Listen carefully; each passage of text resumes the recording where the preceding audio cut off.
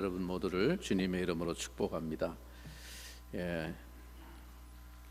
오늘 같이 이렇게 비도 좀 오고 날씨가 조금 이렇게 싱숭생숭한 이런 날은 모처럼 좀 쉬는 날이고 그저 집에 앉아서 커피 한 잔 끓여놓고 이렇게 좀 푹 가족들하고 좀 쉬고 맛있는 것 좀 이렇게 시켜 먹고 그죠? 오늘 같이 이렇게 하루 그렇게 휴식하면 딱 좋은 날인데 그거 다 포기하고 하나님 앞에 그죠? 자동적으로 몸이 일어나서 이렇게 예배 자리에 나오신 거 참 하나님이 주신 은혜고 또 기적이라고 생각합니다. 하나님 보실 때 얼마나 기특하실까, 그죠? 우리 옆에 분들하고 한번 그렇게 축복하겠습니다. 참 기특하십니다. 이렇게 하면 우리 참 기특하십니다. 특별히 또 예배를 위해서 남보다 훨씬 일찍 나와가지고 주일학교 아이들 섬기고 또 식당 봉사를 위해서 주방에 또 땀 흘려가면서 준비하고 또 주차 안내를 위해서 또 차량 또 한 바퀴 돌면서 셔틀도 하고 안내하시고 또 성가대 연습한다고 미리 또 나와가지고 연습하고 정말 너무 귀한 일이라고 생각합니다. 네, 뭐 예배만 왔다 가시는 분들은 그 잘 못 보지만 하나님은 다 보고 계시죠.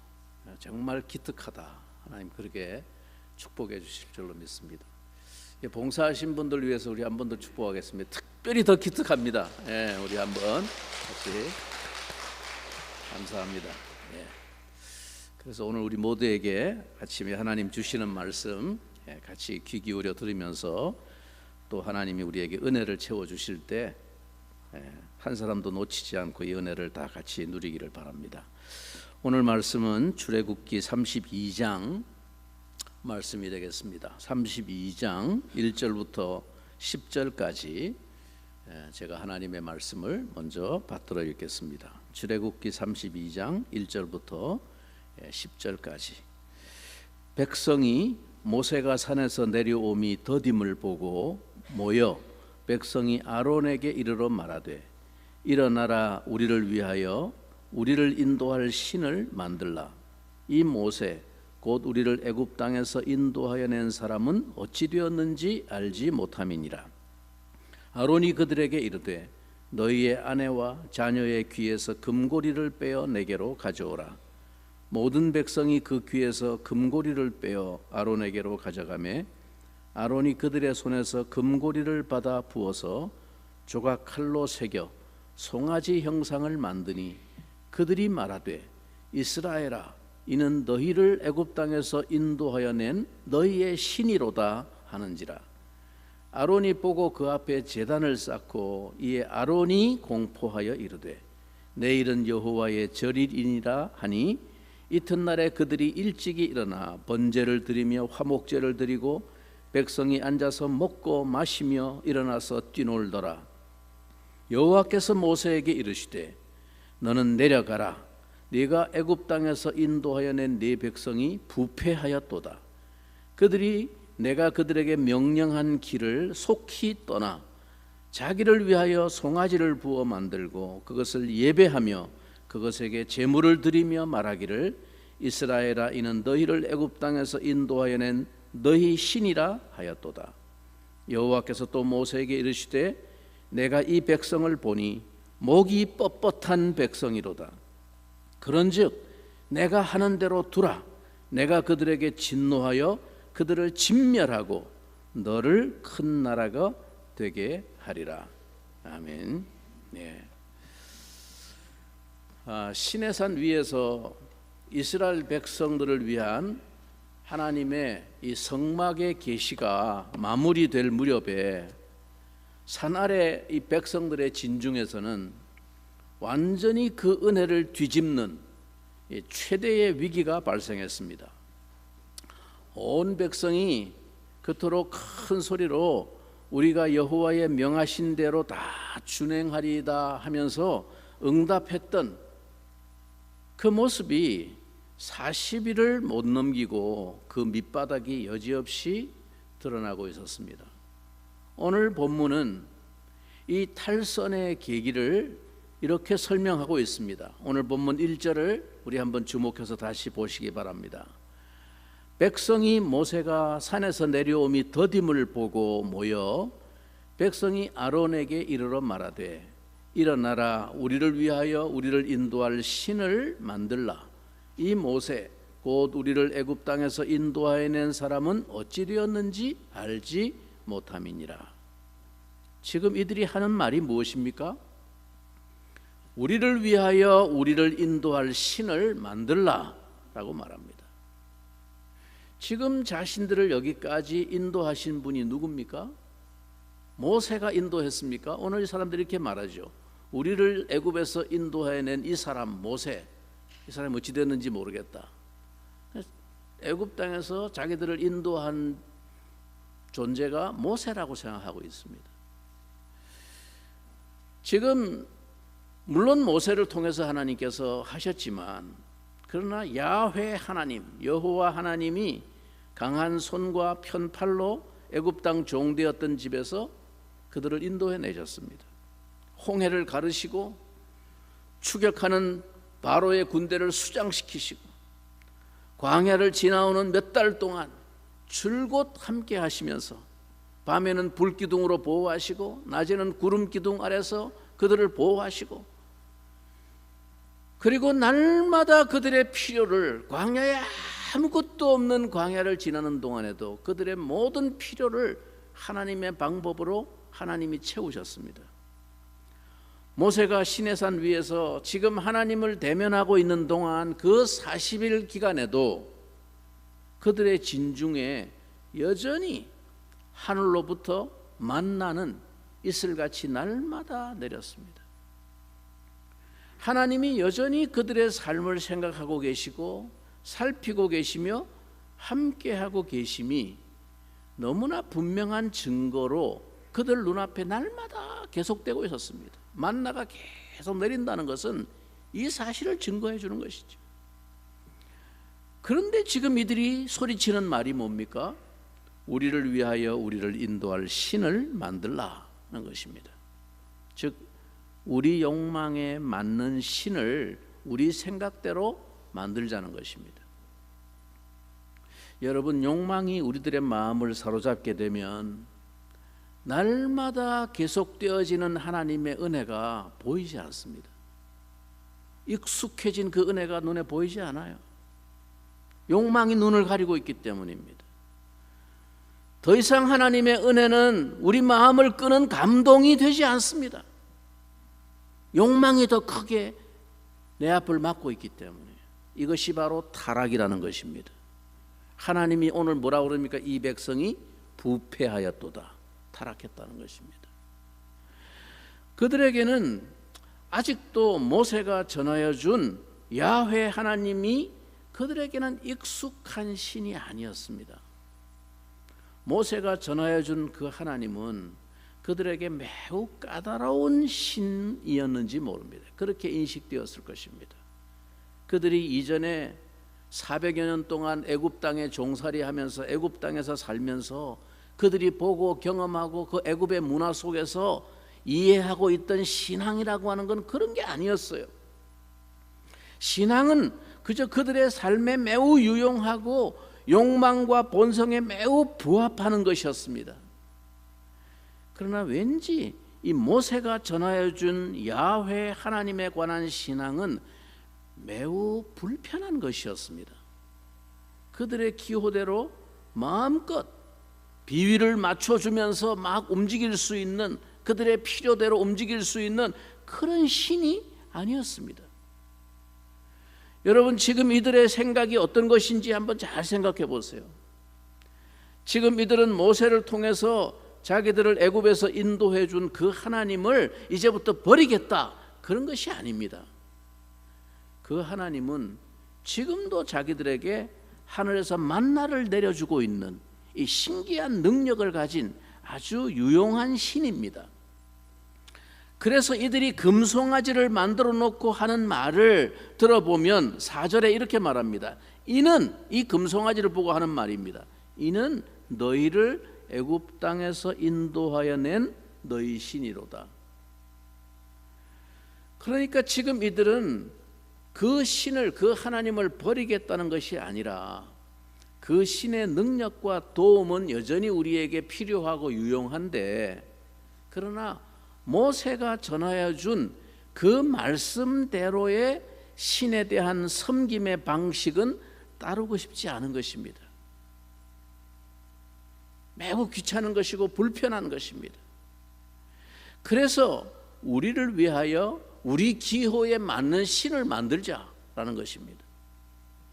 즉 자신들의 욕망에 부합하는 그런 주도권과 방식으로 자기들이 이해하고 움직일 수 있는 그런 관계를 갖고 싶은 것입니다.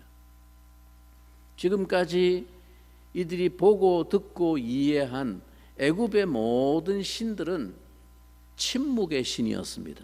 말하는 신이 없었어요. 뭐라고 얘기하는 신이 아무도 없었습니다.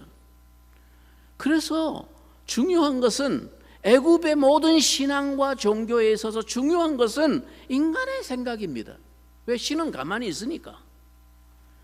인간이 상상해서 나름대로 이렇게 하면 신의 기분을 맞춰서 우리가 복을 받을 수 있다라고 인간이 생각해서 만들어낸 일정한 틀과 섬김의 규례를 만들어냈습니다. 그게 종교죠. 모든 종교의 본질은 그겁니다. 그래서 그 신으로부터 신탁을 받는 매개자가 중요했습니다. 그리고 중요한 것은 최고의 정성만 있으면 되는 것입니다. 그러고 나면 만사는 인간의 바램과 욕망과 뜻대로 만사 오케이였습니다. 그게 종교고 그게 신앙이었어요. 그러나 모세가 알려준 야훼 하나님, 이 하나님은 사사건건 그들의 삶에 구체적으로 지시하시고 개입하시고 자기의 뜻대로 우리를 이끄시는 그런 신입니다. 이것은 인간의 본성과 체질에 사실상 맞지 않는 신입니다. 야훼 하나님은 그냥 제사만 받아 먹고 잠잠하게 있는 침묵의 신이 아니고 말씀하시는 신이었습니다. 그분은 자기를 섬기는 도리와 규례 하나하나까지, 그 제사의 기물 하나까지도 친히 당신의 생각과 뜻과 방법을 지시하시고 고집하시는 분입니다. 이들은 지금까지 이런 신을 들은 적도 없고 본 적도 없었습니다. 실상 그들의 본성은 그 하나님의 말씀에는 관심이 없습니다. 중요한 것은 그 신의 능력과 보호만 있으면 됩니다. 당신의 말씀대로 우리가 다 준행하리이다 하면서 그 신의 산에서 막 번개가 번쩍번쩍하고 흑암이 빽빽하게 들이온 무서운 그 신의 산 속에서 하나님의 음성이 들릴 때 그들은 겁에 질려가지고 말했습니다. 아이고, 우리가 당신의 말씀대로 다 준행하리이다 하고 언약을 맺었습니다. 그러나 정작 그들은 그분의 말씀을 마음에 두지 않았습니다. 나 외에는 다른 신을 두지 말라, 천하의 어떤 형상으로든지 하나님의 형상을 만들지 말라, 이런 말씀들을 다 들었는데 아이고, 우리가 막 당신의 말씀대로 다 준행하겠습니다 했지만 마음에 그 말씀을 두지 않았어요. 중요한 것은 그분의 말씀이 아니라 자신들의 생각과 방식대로 복을 줄 수 있는 신앙과 종교를 만들고 싶었습니다. 이것이 자기들의 숨은 욕망에 훨씬 부합하는 방식의 신앙이었습니다. 여러분, 얼마나 이들이 말씀하시는 하나님에 대해서 관심이 없었느냐 하면, 이들이 지금 그 말씀하신 10계명의 가장 머리가 되는 첫 계명과 두 번째 계명을 바로 지금 어긴 것입니다. 더구나 하나님은 10계명을 말씀하신 후에 백성들이 두려워 떨고 있는 가운데 다시 모세를 통해서 한 번 더 못 박아 강조하신 말씀이 무엇이었습니까? 20장 22절 23절에 이렇게 끝에 다시 못 박습니다. 여호와께서 모세에게 이르시되 너는 이스라엘 자손에게 이같이 이르라. 내가 하늘로부터 너희에게 말하는 것을 너희 스스로 보았으니 너희는 나를 비겨서 은으로나 금으로나 너희를 위하여 신상을 만들지 말고. 잘 들어보세요. 지금 이스라엘 백성들이 그 시내산 아래서 친히 본 하나님의 모습이 무엇이었습니까? 우레와 같은 큰 음성으로 친히 말씀하시는 하나님을 그들이 본 것입니다. 내가 하늘로부터 너희에게 말하는 것을 너희 스스로 보았으니. 그들이 지금까지 애굽에서 보아왔던 말 못하는 목석 우상이 아니라 하늘에서부터 실제로 말씀하시는 하나님을 그들이 보았습니다. 여호와 하나님은 말씀하시는 하나님이라는 것입니다. 즉 말을 한다는 건 뭡니까? 살아 활동하고 움직이시는 살아있는 인격체이신 하나님이라는 것입니다.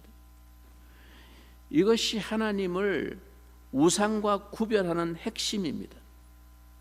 그래서 하나님은 당신을 그런 것들과 비교해서 그렇게 대하는 것을 용납하시지 않습니다.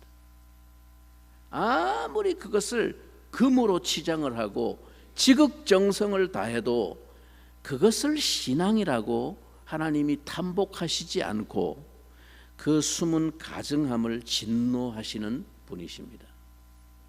하나님은 모세를 통해서 그 백성들이 마땅히 하나님을 섬기는 규례와 하나님 백성된 자들의 삶에 요구하시는 여러 구체적인 법도들을 말씀해 주셨습니다.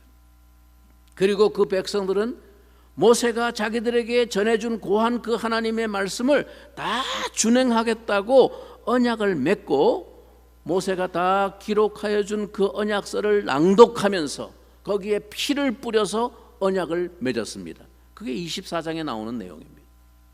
그렇게 언약 체결을 그 의식을 행하고 그리고 모세가 다시 하나님의 부르심을 받고 40일 동안 시내산 위로 지금 올라간 것이었습니다.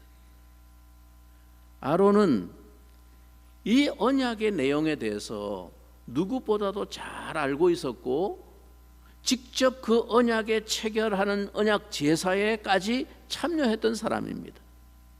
그런데 그가 지금 이 금신상을 만드는 일에 그 무리들과 부하내동할 뿐만 아니라 이 일을 주도적으로 관여했습니다. 자, 오늘 본문 2절을 보겠습니다. 한 목소리로 한번 읽어볼까요? 2절입니다.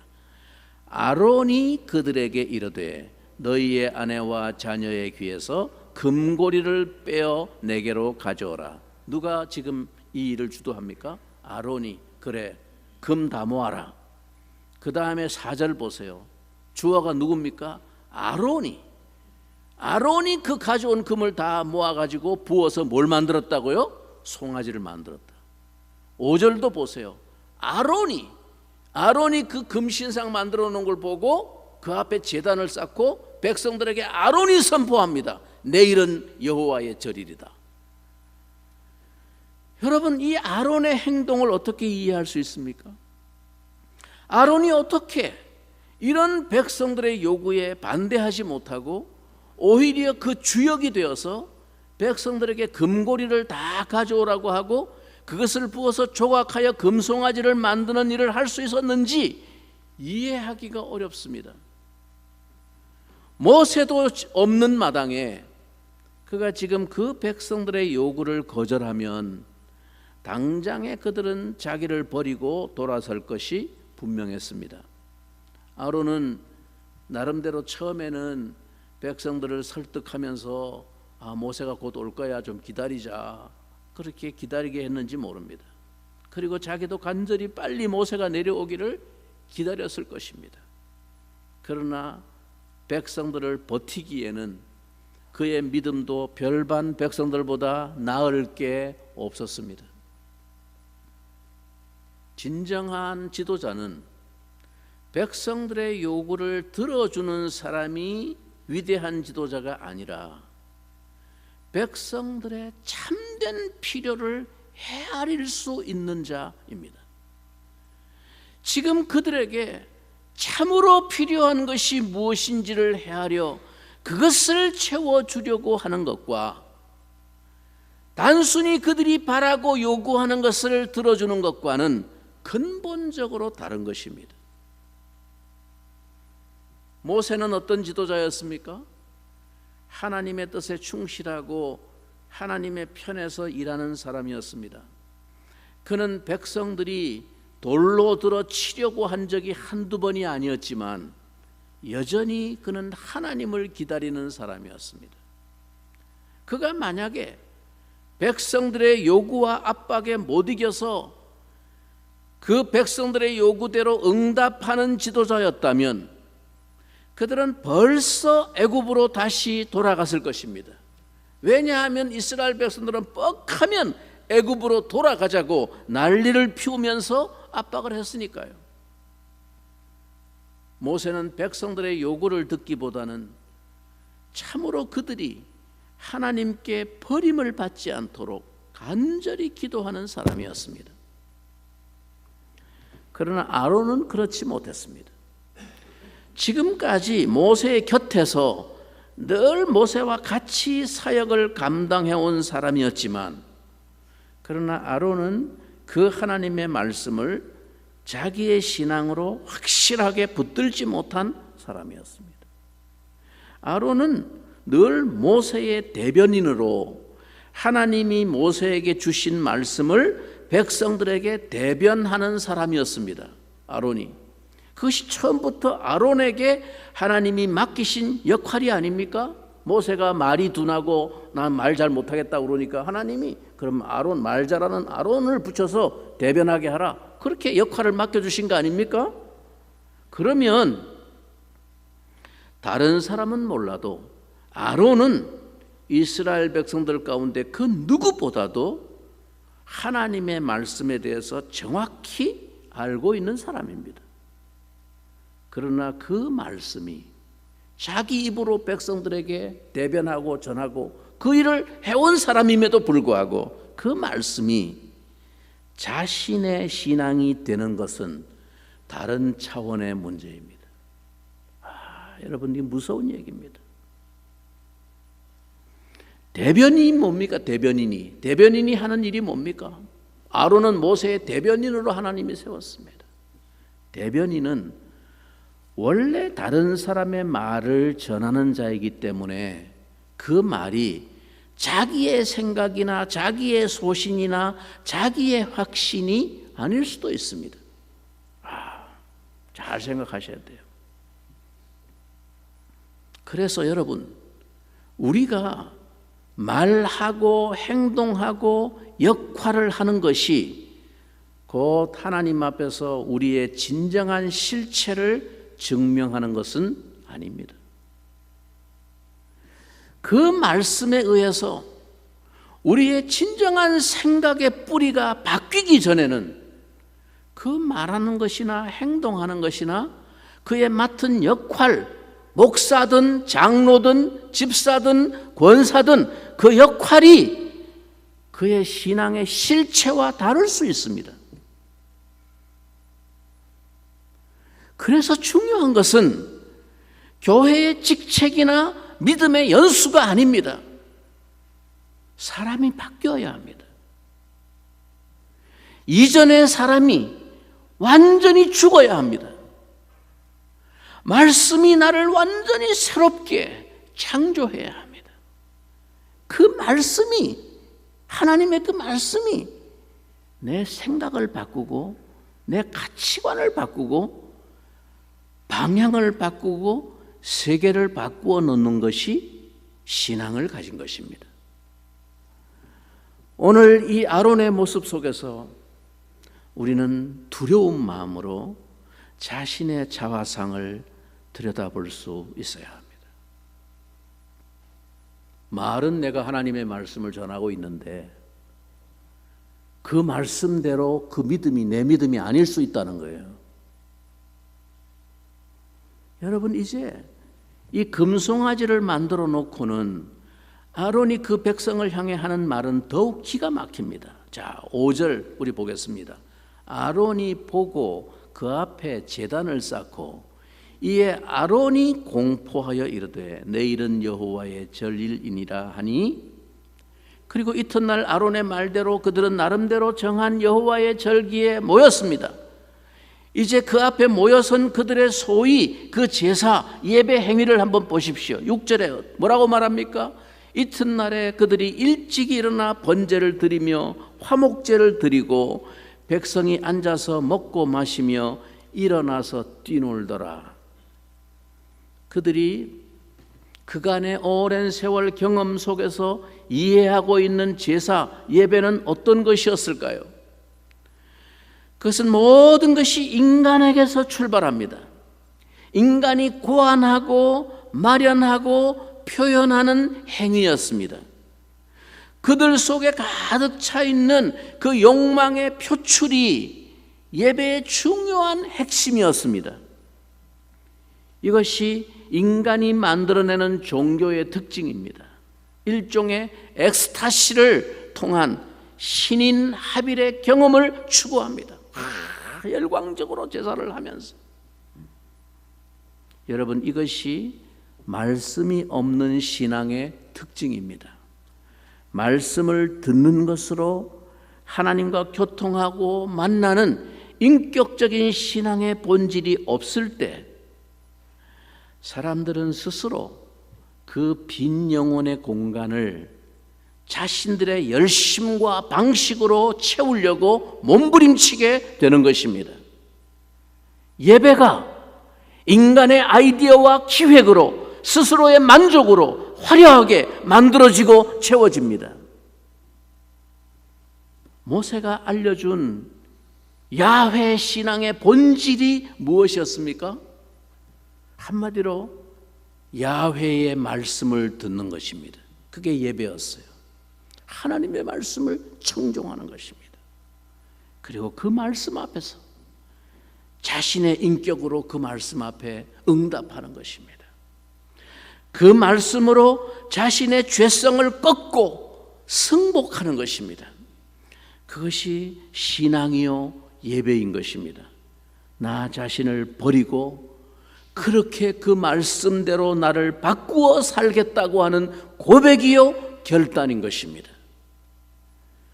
그러나 말씀이 자신을 바꾸어 놓지 않은 인간의 예배는 본성의 충족을 위한 몸부림에 불과합니다. 사람들은 언제나 자기들의 생각대로 신앙을 갖고 싶어 합니다. 자기들의 코드에 맞는 신을 만들고 기분에 맞는 예배를 드리고 싶어 합니다. 그리고 거기서 자신들의 원하는 만족을 느끼고 싶어 합니다. 이것이 이스라엘 역사에 끊임없이 우상 숭배로 향하게 하는 욕망의 마력이었습니다. 하나님이 지금 이처럼 강렬하게 진노를 발하시는 이유가 여기에 있습니다. 이것이 이스라엘이 하나님의 백성으로 부름받고 나서 처음으로 만든 우상의 역사였습니다. 이것이 출애굽 이후에 이스라엘의 최대의 위기였습니다. 하나님이 진멸을 언급하실 정도의 사건이었습니다. 여러분, 오늘 10절 말씀 우리 한 목소리로 같이 한번 읽습니다. 본문 10절. 그런즉 내가 하는 대로 두라.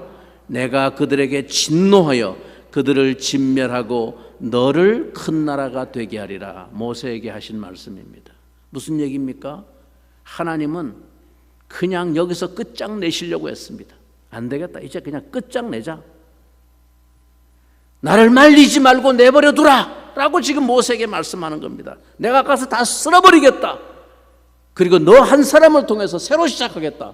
하나님 그렇게 말씀하시는 거예요. 이후에 이스라엘의 역사 속에서 언제나 이스라엘의 존폐를 결정짓는 가장 큰 문제는 우상숭배였습니다. 결국 우상숭배의 신앙은 무엇입니까? 그 핵심이 인간의 자기 욕망에 대한 숭배인 것입니다. 여호와의 말씀은 그것을 근원부터 철저히 차단하고 있습니다. 그러니 이것이 인간의 마음에 본성적으로 맞을 수가 없는 것입니다. 그러므로 신앙이란 무엇입니까? 예배란 무엇입니까? 죽는 것입니다. 하나님의 말씀 앞에서 자기가 죽는 것입니다. 나의 자아가, 나의 옛사람이 죽는 것입니다. 나의 성품과 나의 고집과 나의 사상과 나의 자아가 죽는 것입니다. 그 말씀 앞에 승복하는 것입니다. 오늘날 많은 사람들이 예배를 자꾸 축제로 강조하고 있습니다. 축제. 예. 저도 예배가 축제라고 생각합니다. 그러나 여러분, 축제가 무엇입니까? 어떤 의미에서 예배가 진정한 축제가 됩니까? 오늘날 많은 그리스도인들이 너무나 표피적으로, 감각적으로 축제를 생각하는 것 같은 우려가 있습니다. 그래서 예배가 변화되어야 된다, 예배가 갱신되어야 된다, 예배 갱신을 말하는 것 내용을 들어보면 거의 대부분 형식과 프로그램과 분위기 차원에서 변화를 주장하고 그런 의미에서 예배의 축제를 말하고 있습니다. 여러분, 그런 축제는 인간들의 축제로 전락할 위험성이 큽니다. 예배는 카니발이 아닙니다. 자기 부인과 자기 깨어짐이 없는 예배는 예배가 아닙니다. 자기가 죽고 진정으로 말씀하시는 하나님을 통해서 내가 새로운 존재로 그분을 만나는 그 영광이 우리를 사로잡게 되는 그러한 기쁨으로 충만해지는 것이 하나님 예배이며 하나님 백성의 진정한 축제입니다. 볼지어다 내가 문 밖에 서서 두드리노니 누구든지 내 음성을 듣고 문을 열면 내가 그에게로 들어가 그와 더불어 먹고 그는 나와 더불어 먹으리라. 요한계시록 3장 20절에 라오디게아 교회의 교인들을 향해서 주신 우리 주님의 말씀입니다. 무슨 얘기입니까? 성도의 삶에 주님과 더불어 먹고 마시는 진정한 축제의 축복은 어떻게 이루어진다고 말합니까? 누구든지 내 음성을 듣고 문을 열면, 그의 음성을 듣고 마음의 문을 여는 자에게 주어지는 축복인 것입니다. 아무리 외형적으로 신앙의 모습을 갖추고 형식과 예배를 가졌다 할지라도 주의 말씀을 듣고 내 마음의 빗장을 열어 자기 자아와 고집의 아성을 깨뜨리기 전에는 주님과 더불어 누리는 참된 축제의 기쁨은 없습니다. 주님과 더불어 영생의 양식을 먹고 마시는 이 영혼의 축제가 없다면 그것은 인간들의 욕망을 채우는 카니발에 불과한 것입니다.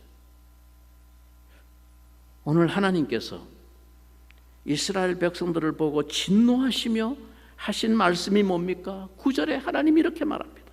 여호와께서 또 모세에게 이르시되 내가 이 백성을 보니 목이 뻣뻣한 백성이로다. 예전 번역에는 목이 곧은 백성이로다. 그래서 목이 뻣뻣한 백성이라는 말씀이 무슨 뜻입니까? 그렇게 많은 은혜를 받고 말씀을 들었으니 이제 좀 달라졌나 싶어서 보면 그 중심이 아무것도 달라진 것이 없다는 것입니다. 잠시 행위와 겉모습은 바꿀 수 있습니다. 그러나 사람이 바뀌지 않으면 욕망은 그저 잠깐 잠수를 타고 있을 뿐입니다. 이게 바로 목이 뻣뻣한 백성이라는 말입니다. 아무것도 달라지지 않고 그대로 있는 사람이란 뜻이죠. 하나님이 여기까지 이스라엘 백성들을 인도하시는 동안 얼마나 수없이 당신이 어떠한 분이신지를 나타내 보여주셨습니까? 하나님이 얼마나 그들과 서로 살아있는 인격적인 실체로 관계하시며 그들을 사랑하시고 축복하려 하시는지를 그토록 보여주시고 말씀해 주셨건만 40일이 못 가서 그들의 실체가 드러났는데 중심이 아무것도 바뀐 것이 없고 여전히 자신들의 욕망에 맞는 자기들을 위한 신을 만들고 있는 이것이 바로 목이 뻣뻣한 목이 곧은 백성이라는 것입니다. 아무것도 달라진 것이 없는. 사랑하는 성도 여러분, 오늘 말씀을 통해 우리가 묵상해야 할 메시지가 무엇입니까? 우리가 믿는다고 하는 것이 어떤 것입니까? 우리가 하나님의 말씀을 그렇게 입으로 말하고 믿음을 말하지만 실제로 우리의 속사람은 날로 새로워지지 않고 놀라울 정도로 그 생각이나 가치관이 그대로 세상적이라는 것입니다. 이것이 바로 오늘 하나님이 이스라엘의 모습 속에서 느끼게 되는 절망감입니다. 그냥 여기서 끝장내자, 그냥 나 말리지 마, 그렇게 말하실 정도로 좌절하시고 절망하시고 있는 이스라엘의 모습이 바로 이것입니다. 우리의 예배하는 모습이나 교회 생활이나 종교적인 열심이나 행위를 보면 꽤나 신앙이 있는 것처럼 보이는데, 그리고 굉장히 신앙적인 말을 많이 하는데 생각 없이 무의식적으로 자연스럽게 평소에 그가 하는 말이나 살아가는 모습을 보면 자기 성격과 성질은 그대로 살아있고 그의 중심과 속사람이 아무것도 바뀐 것이 없음을 비추어 준다는 것입니다. 여러분, 하나님의 말씀이 나를 바꾸어 놓지 않으면 우리는 하나님을 믿는 것이 아니라 나를 위한 신을 내 열심과 방식으로 만들어 믿는 것입니다. 그것은 내 욕망을 위한 신앙이고 종교생활입니다. 사랑하는 형제자매 여러분, 저는 우리들의 예배가 진정으로 하나님의 말씀을 듣는 예배가 되기를 바랍니다. 말씀 앞에서 내 마음의 빗장을 열어 자기 부인과 자기 깨어짐이 일어나고, 그래서 우리의 중심이 변하고 속사람이 변하는, 그래서 나의 옛사람은 죽고 새로운 사람이 창조되어지는 그런 축제, 그래서 주님과 더불어 먹고 마시는 영혼의 축제가 되기를 간절히 축원합니다. 우리 말씀 생각하면서 한번 기도하면 좋겠습니다.